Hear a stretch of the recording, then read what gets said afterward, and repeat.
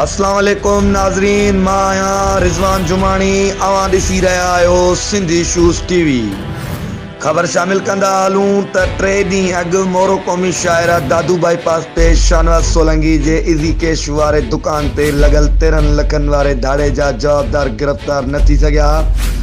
ॾोह वापसि न थियण ऐं गिरफ़्तारी न थियण करे मोरो शहर जा मौज़ूद शहरी अमन कमेटी सियासी समाजी अॻवाननि जी अहम मीटिंग थी गुज़री, जंहिंमें पुलिस इंतज़ामिया खे 72 कलाकनि जो टाइम ॾेई इजलास में करारदाद पेश कई वई, जिते अॻवाननि मीडिया सां ॻाल्हाईंदे चयो त अगरि ईंदड़ 72 कलाकनि में शाहनवाज़ सोलंकी जो ॾोह वापसि न करायो वियो त असां एहतिजाजी मुज़ाहिरे जो सॾु ॾींदासीं ऐं ज़रूरत पवण ते क़ौमी शाइरा ते धरणो बि हणंदासीं।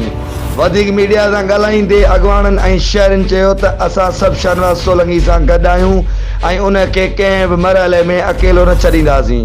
पुलिस इंतज़ामिया खे घुर्जे त ॾोहारियुनि ख़िलाफ़ मोरो में सख़्त कार्रवाइयूं करे ऐं मोरो शहर अंदरि समूरनि ॾोहनि में मुलविस जवाबदारनि ते केस दाख़िल करे गिरफ़्तारियूं कयूं वञनि ऐं मोरो शहर में अमन अमान क़ाइमु करायो वञे।